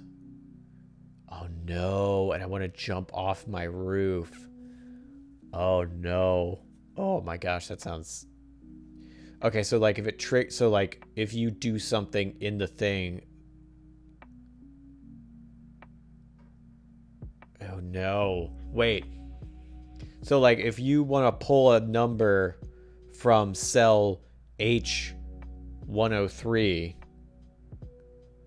but H103's number is from a formula of G5 through F27, like that sort of a thing, or like a different macro. I think that's what a macro is, like a formula, right? Where it's like the simple version being like add these together and put it in this cell. And then it's like, because that's how I do my invoices with Escapist. I have everything totaled up. And then I just go, hey, add these cells together. And it goes, this is how much they have to pay you. And I'm going to go, okay. But that's like the easiest way to do it. I'm not getting, I'm not then taking that number, which is all of those together, and then having to use that for something else. And then it changes. Oh, man. I'm probably using them similar to how Blight uses them. Oh. I mean, the other 20% is really, really hard, obscure shit that people take years learning, but the basics serve the foundation of everything. Nice. Ooh, a dog. A little husky just walked by. Yeah, like that, but even more complicated code. Ugh. Hey, good on you. Good on you for doing that, Pogson. The things that I do, like, I make dumb words. I write about fucking bat that wears a hat and runs a tavern, but like this is a very complicated program that someone with coding knowledge far beyond what I will ever even understand has spent time making. So like, good on you for what you do to make things understandable for others.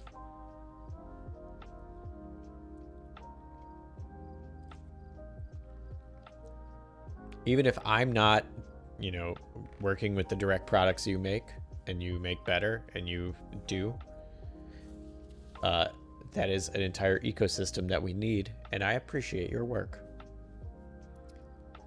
Most of my job these days is sending several emails, avoiding meetings, and painting. But every now and then I do something really cool and my work appreciates me again. Ah. What do you paint? Do you use watercolors? Do you use like traditional painting, or do you use like a Wacom tablet?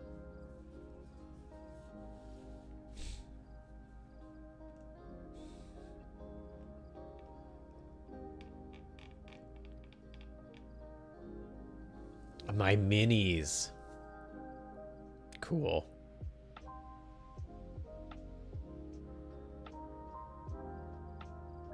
Because you shared some of your mini art, and it was pretty cool. Very impressive. We went to the Warhammer store. There's a Warhammer store in Maryland. And they were having a Christmas competition. This was before Christmas. And they had some Warhammer minis that they painted. And you could vote on your favorite. And there were some really, really cute ones. They had like little Santa hats, and they had painted, you know,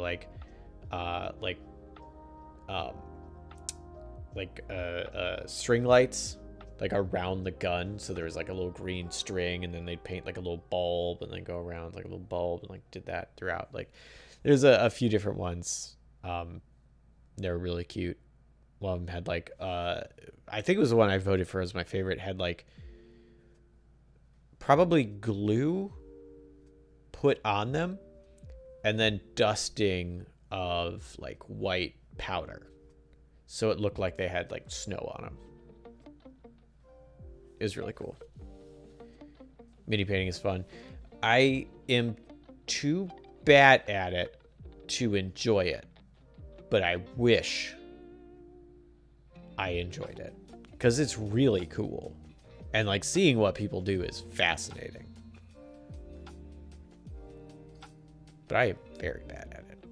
I'm not good at painting, and I also have unsteady hands.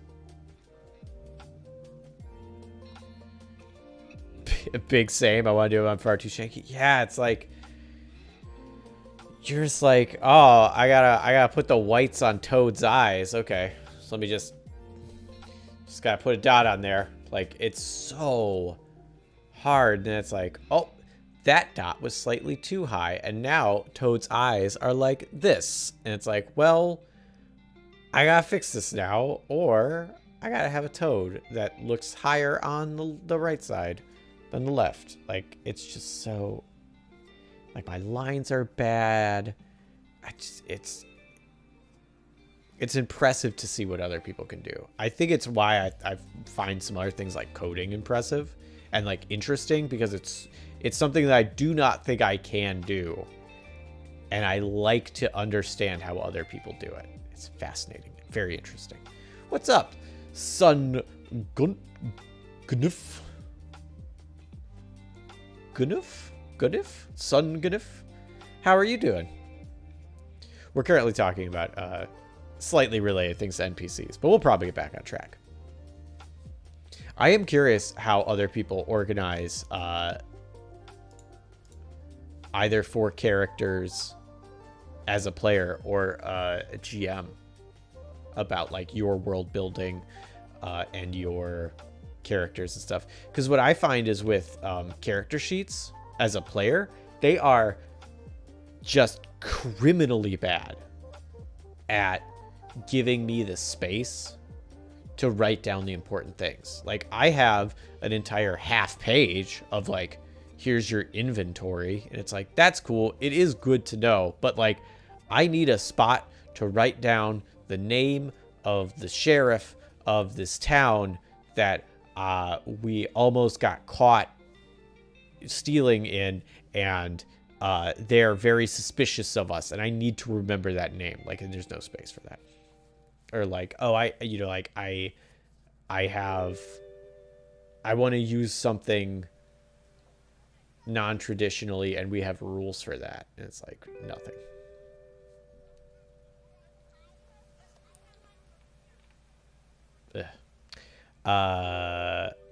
It's a skill that does mean you can get better at it if you want to spend time. I'm not sure I can get that much better at it. I know I can get better at it than I am now because I'm terrible at it. But like, I don't know if spending time with it would like yield a result that I would ever be happy with, or that I would be happy with the amount of time I would need to spend on it. That's what hangs me up, is I currently don't believe that. And I might be wrong, but I don't think I am, so I stand by it. But I could be proven wrong. I also have unsteady hands from the lithium I take. Oh, there's a method and cheats to get around it. I was really happy to find it fairly common in the community. What are these methods and cheats? Now I'm very curious. Unless you got clinical tremens of some kind. It's not massive obstacle to me painting. I speak from experience. I'm very curious. I use Notion. Discordia, what's Notion? Is it kind of like I know people that use OneNote, but I don't know. No one told me to water my paints down. Oh, the first time I tried, boy, those minis were thick. I didn't know you're supposed to water your paints down either.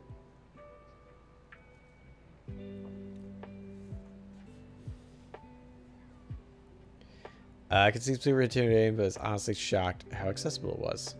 Aw, that was cool.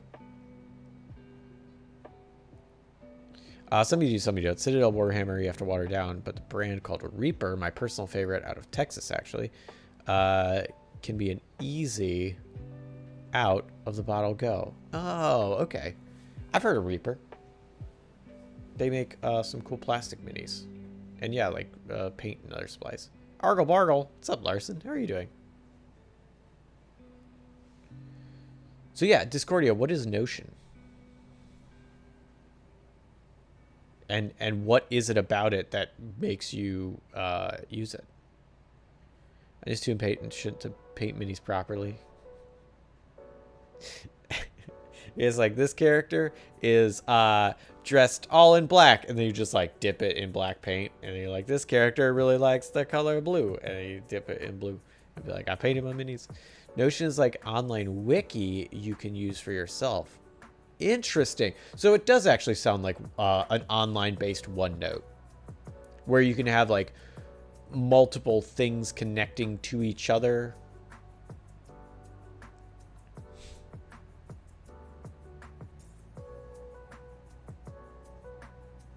Most of my Necron dudes are just blue paint globs all over them with some gold details. Nice.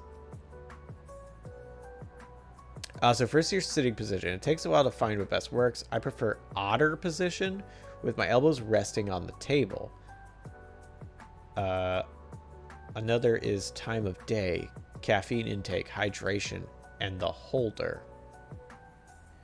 Do you have like a dedicated mini holder? Like you don't hold mini in one hand and paintbrush in the other? Do you have it like set up on a thing and then paint on it? My daemons are painted to wearing Aquaman's costume, but they're all sloppy AF. Yep. Okay. So my friend, the friend who's very ADHD, Jessa. She's cool.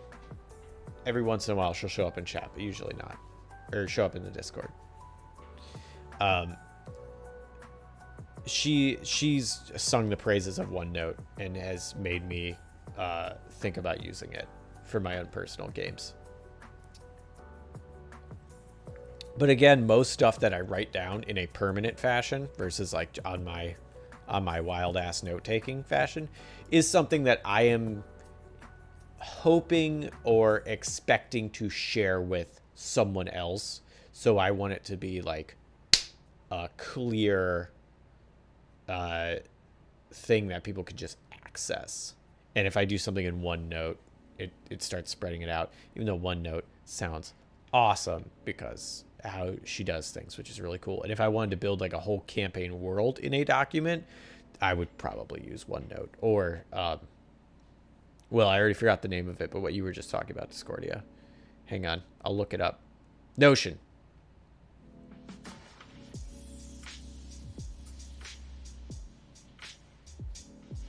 You laugh, but dipping models into contrast, very thin paint is a viable option. Oh, nice.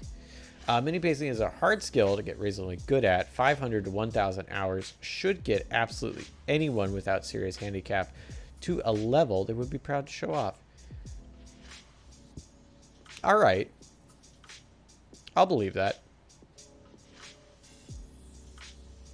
The otter position sounds like something else. I'll paint minis, but gosh, I've already got so many unused craft supplies. It's like I can't add to it unless I get rid of some other ones. That's fair. I usually hold with one and paint with the other, but I sometimes have a little holder. Ugh. Grab onto the base for me. Interesting. Pogson also loves OneNote. Yeah, I've got what they call a handle that holds it in place. Some handles are heavier than others. Good for shaky hands. Others even clamp on the table. Interesting. That sounds pretty neat. So you imagine how I'm organizing my notes for VTM ideas. Ooh. Yeah, now I gotta look at this.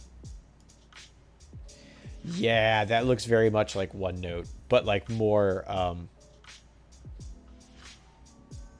probably integrated GUI.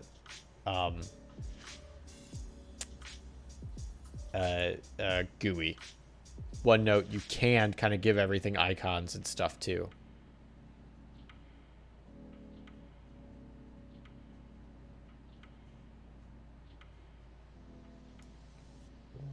Oh, you know, you corrected your spelling, Discordia. I legitimately didn't even notice that there was a typo in the first one. I was like, organizing. That's what that word is. Because that's how I read, is like basically looking at a collection of letters and then trying to figure out what that word spells with the letters I can see, not the order they're in. So if I get like, you know, 80% of a word, it's like, oh, I know what that word is. I don't know if anybody else reads like that. But it's kind of, I assume it's like a dyslexic thing, because it's like the word itself may constantly change, but if I understand enough of the letters, I know what the word is, which is really fun when you get a bunch of words that share a lot of the same letters. OneNote is beautifully fantastic for my brain. I get how for some it's a mess, but for me it's perfect. No, and that's it. Like the fact that you can organize messes together to create a collection of organized mess is part of what makes it beautiful. I got pages organized by topic. Yeah, each of those individual topic. Oh, that's really cool. I like that so much. Again, if I was doing that more for myself, or if I wanted to have like a full thing that anyone could just access and play, I would definitely use something like that. But most of the stuff I work with is like individualized things. Or just my own game, in which case I do not need to go as in depth.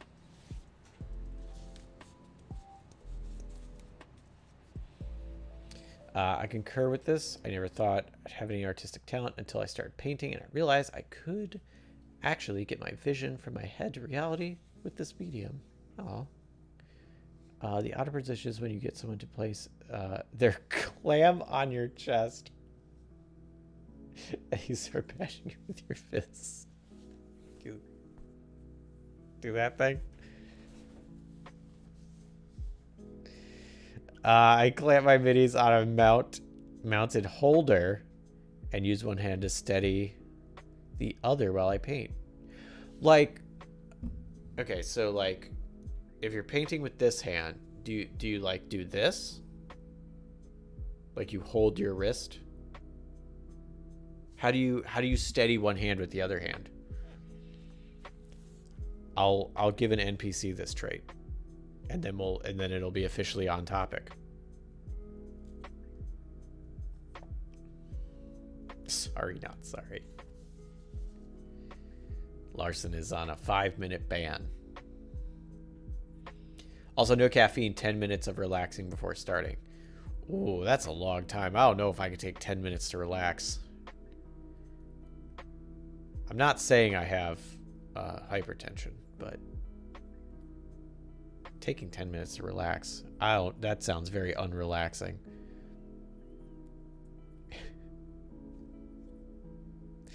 It's where all that art I've been generating has gone to for NPCs. Okay, yeah. I figured that's where it had gone. I really like that Mount Cavian. Also, I don't know how you get it to make art that you're like, yeah, this will work. This looks cool. I do not understand. It's very difficult. I'm publicly aiming, but privately laughing my ass off.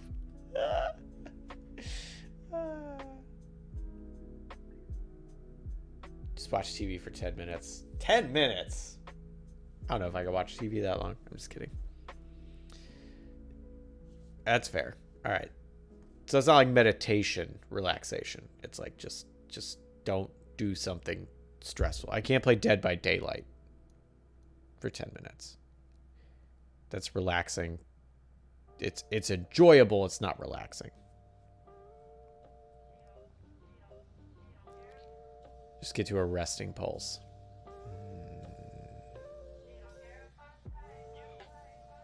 That's why we need Quibi. Oh my gosh. There was a whole, was it Folding Ideas was talking about Quibi and about how like one of the reasons they were like, let's do 10-minute videos was to get around regulations so they could pay their staff and like the production crew less money, because based on how like union wages and union pay and all that is structured is for a set amount of time for like the finished product. So if they didn't put something in that time frame and it was shorter, then they could give people shittier pay. I don't know if I have the brain for visual creativity. I can barely even make a dungeon draft map without feeling frustrated. God, map making is hard, Larson.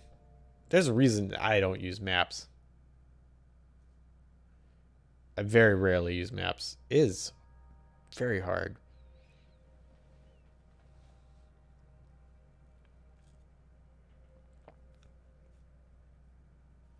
Yeah, I mean,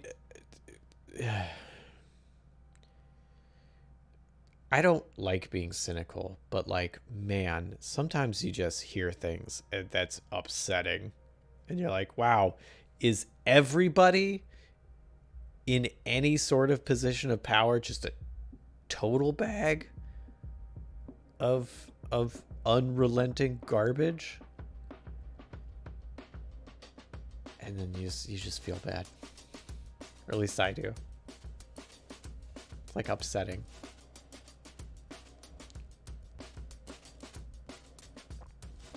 Especially when it's like, cool, so what do I do about this? Like, I have this raw emotional feeling that's very, like, very visceral and very powerful. It's like, but what do I do with it? Like, I can't, well, Quibi isn't around anymore. I can't complain at Quibi.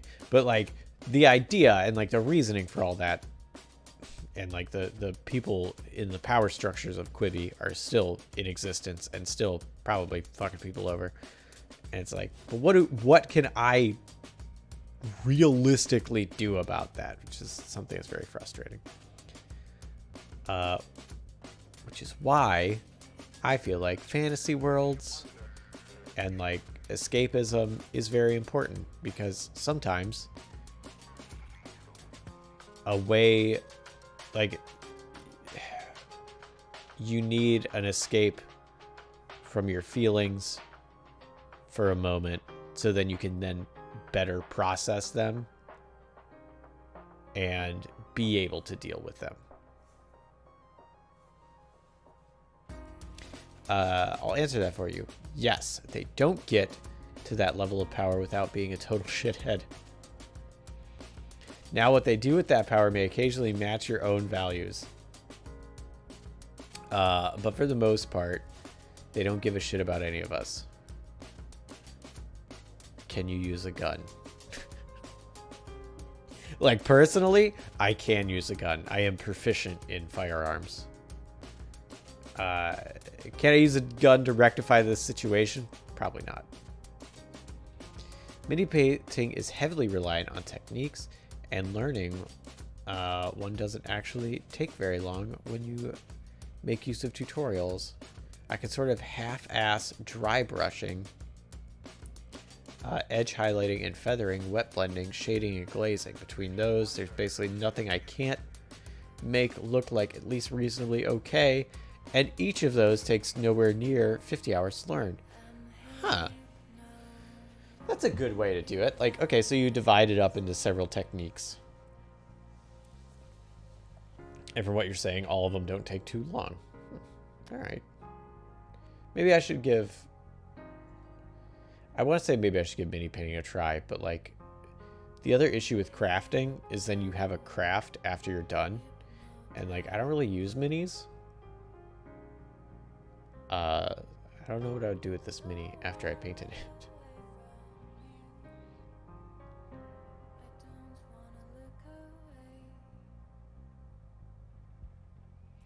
Oh man, I have a player in my group who sometimes DMs who is big on using Tabletop's game for political themes. And it's like, dude, I'm here to get crushed, to be crushed by giants, not by society. Yeah, like I enjoy some like real world themes and even a ripped from the headlines, but like, yeah, sometimes you're just like, hey, I just need a moment where I do the right thing and I see the result. Can we engage in this fantasy for like an hour, please? Of I helped someone and then the world was better.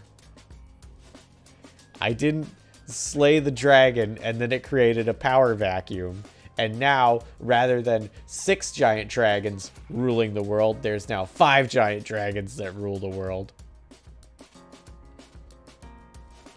That's social commentary on the state of our media and the fact that only like 5 major companies control all of the media outlets that we consume.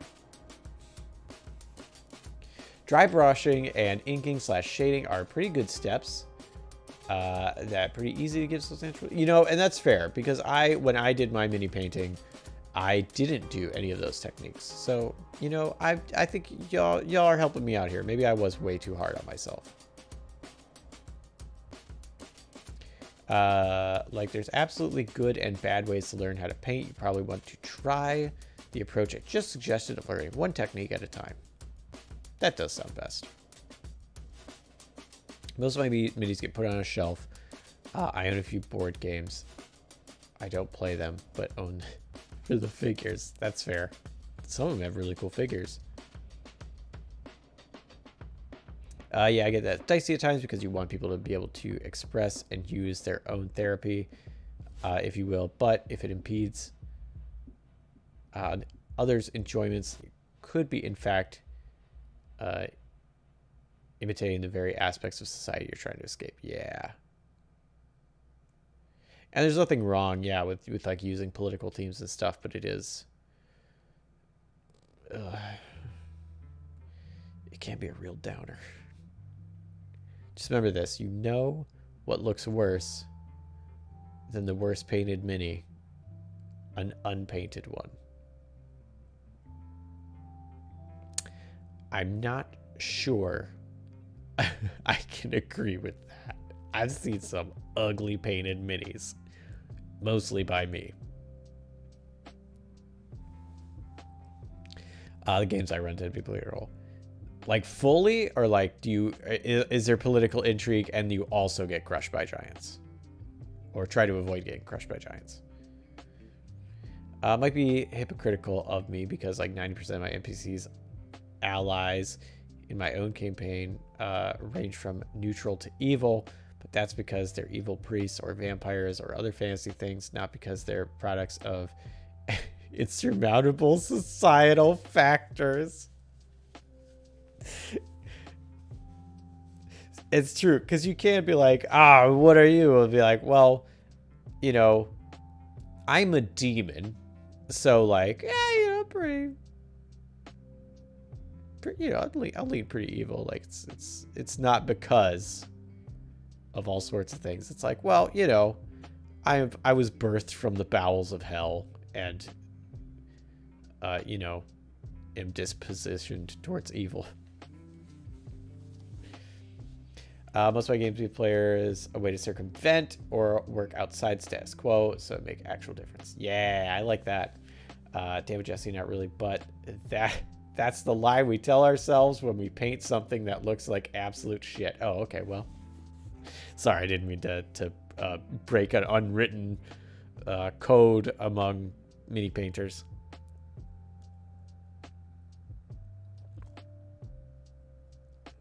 No giants in my games, but people get eaten by lictors and deep ones all the time. Oh, yeah.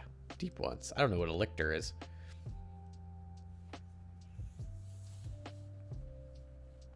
Well, that's the thing about RPGs. They will let you kill the proponents of insurmountable societal factors until someone gets a clue and starts behaving less shitty. Yeah, exactly.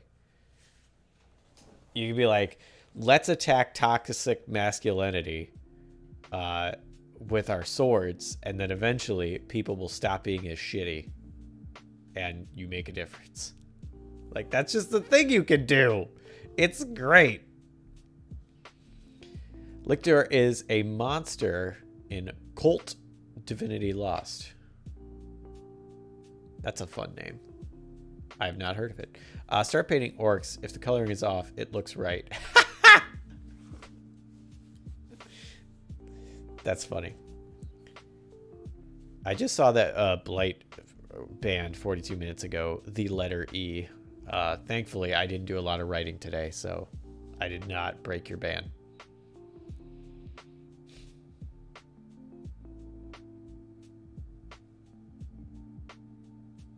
Oh no, I bet your personal bugbear. That's not what toxic masculinity means. I didn't even say what it meant. I just said it's bad. And that in RPGs, you can have a physical manifestation and attack it with swords. Actually, as an RPG, it doesn't even have to be a physical manifestation. It could just be like the concept, and you still attack it with swords. All right, it is 2 o'clock, so I am done.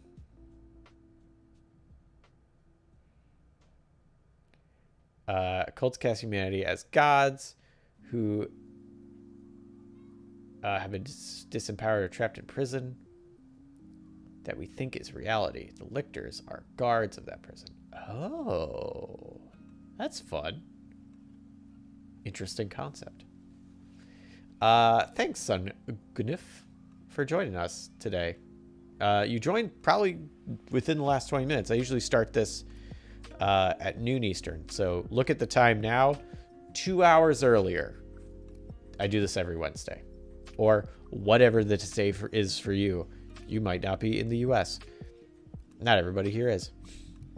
But yeah, this day, whatever day it is for you, 2 hours earlier of whatever time it is for you, I do this all the time then. Danish. So it could be any day for you. I don't even know. It could be freaking Sunday over there. It's not. I know you're either like 1 day ahead or behind, but I think you're ahead.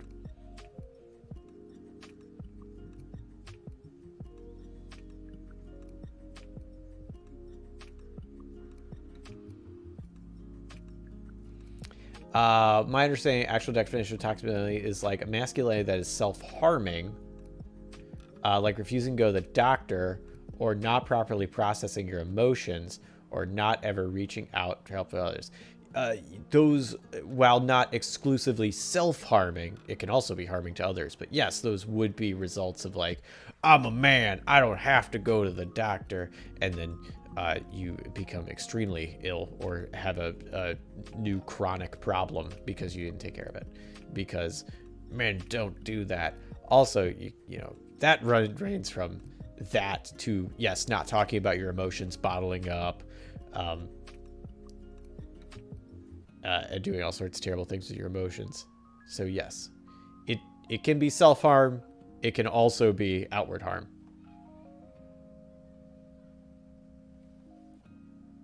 Or harmful to others. Yes, self-harm. I guess outward harm would be harmful to others, but that's a weird way to say it. But yes, but you can in an RPG, you can attack the fact that you can't get your emotions out, or that people don't talk about their emotions with a sword somehow. Bye, Discordia. They're probably honey money time. Yeah, and I forget if she's ahead or behind.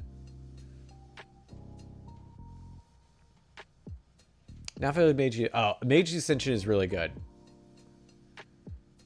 I will say. I do like the World of Darkness games. I think they are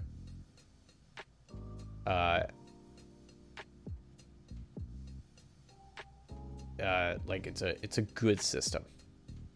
They have some really fun stuff, and Mage is especially cool with their magic system. Thanks for the stream, and have an awesome time zone. Hey, you have an awesome time zone too.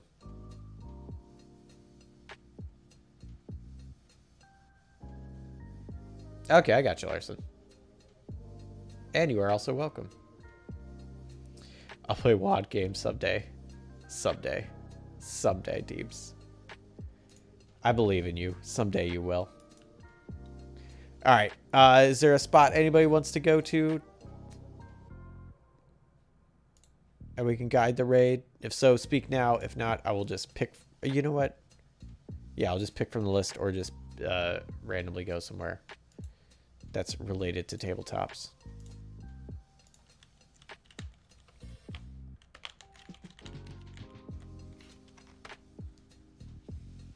Someday I'll find a group that wants to play GURPS. Oh, man. I wouldn't mind playing GURPS if the first couple sessions were just learning GURPS. I've read the GURPS rulebook. I've skimmed it, I guess. It's like 1,000 pages. It seems neat, but it also seems too complicated unless someone was dedicated to teaching it to me during play.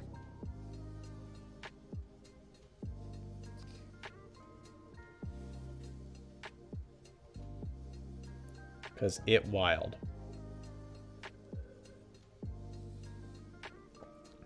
Aw, dang. There's a bunch of fancy people playing tabletop RPGs, but that is in Polish. So I'm not going to go there. This is in Russian. There are so many non-English tabletop RPGs happening right now.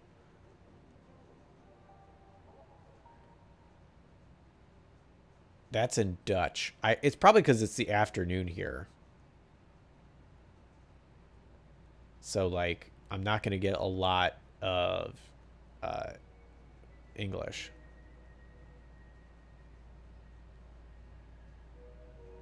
Because that's, like, more of an evening thing here. Because, you know, people at work. That's fair. So much Dutch.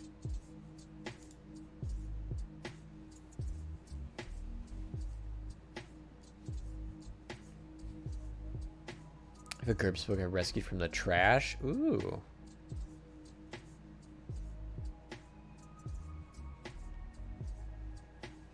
Unknown Armies is fantastic. I have not heard of that either.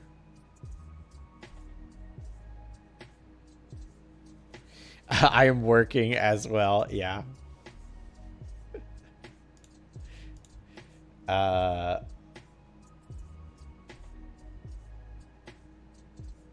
You know what? I haven't rated V in a while, and V's on. So let's go over to V.